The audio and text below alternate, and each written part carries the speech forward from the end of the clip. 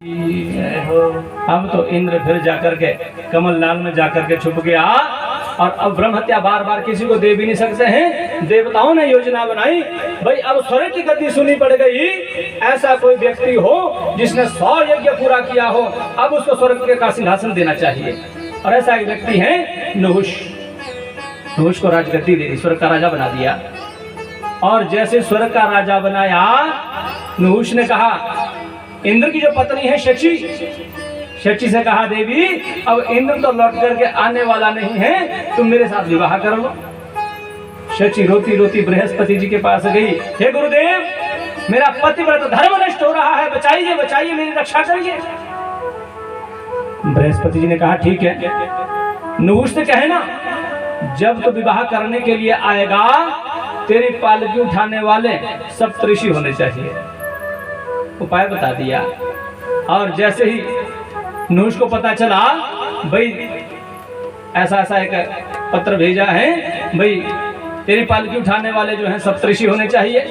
अब नहुष ने फटाफट पता किया, सप्तऋषियों से कहना जल्दी आइए जल्दी आइए, मेरी शादी हो रही है, तुम्हें पालकी उठानी होगी। सप्तऋषि बोले, ऐसा कौन सा इंद्र बन गया जो हमें पालकी उठाने के लिए बोलता है।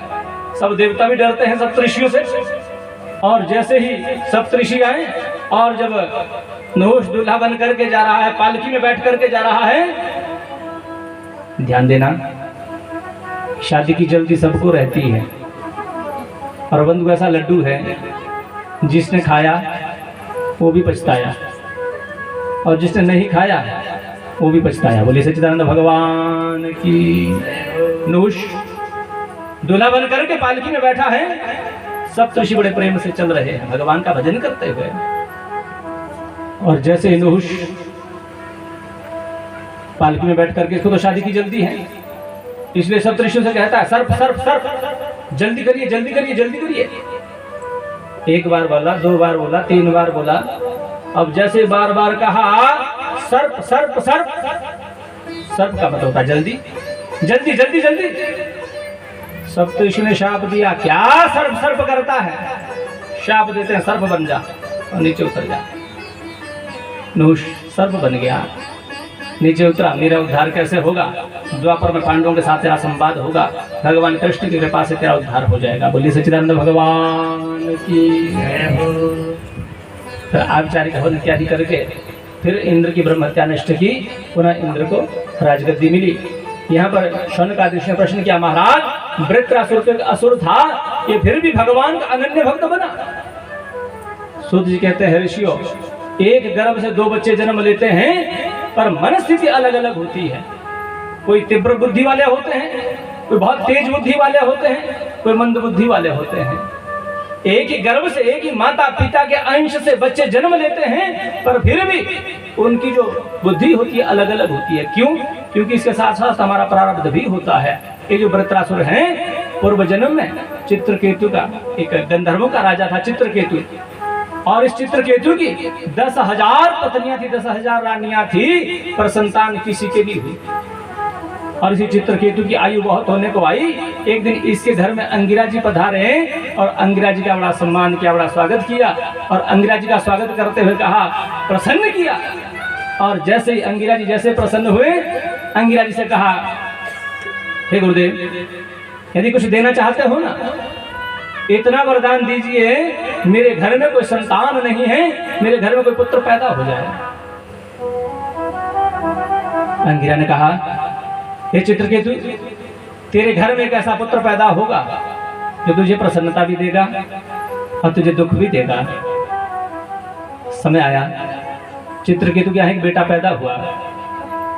और जिस बेटा जैसे थोड़ा सा बड़ा होने को आया, और जिस रानी ने पुत्र को जन्म दिया, इसका नाम है कृतद्युति। और जैसे ही धीरे धीरे पुत्र बड़ा होने को आया, राजा चित्रकेतु कृतद्युति का बड़ा ध्यान रखते हैं, अनेक प्रकार से सेवा करते हैं कृतद्युति की।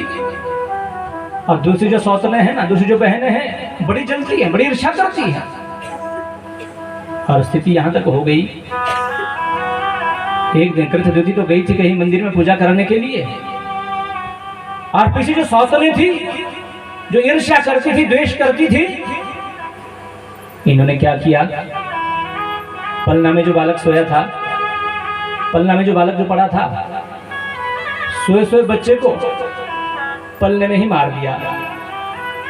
और जैसे कृतद्युति लौट करके आई, और जब कृतद्युति लौट करके आई, देखा बच्चा जल्दी उठता था, क्या बात है आज उठाई नहीं है। जैसे पलना में जाकर के देखा, चादर हटा करके जैसे देखा, बच्चा तो मरा पड़ा है, बच्चा मरा हुआ है।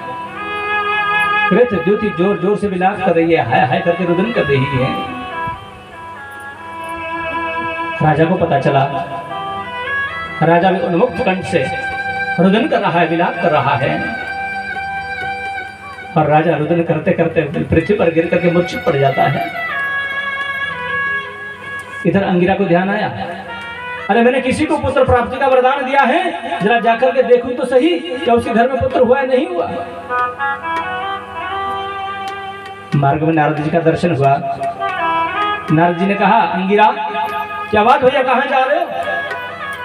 अरे मैंने किसी राजा को पुत्र प्राप्ति का वरदान दिया था, देखने जा रहा हूं। नारद जी ने कहा, मैं भी साथ चलता हूं।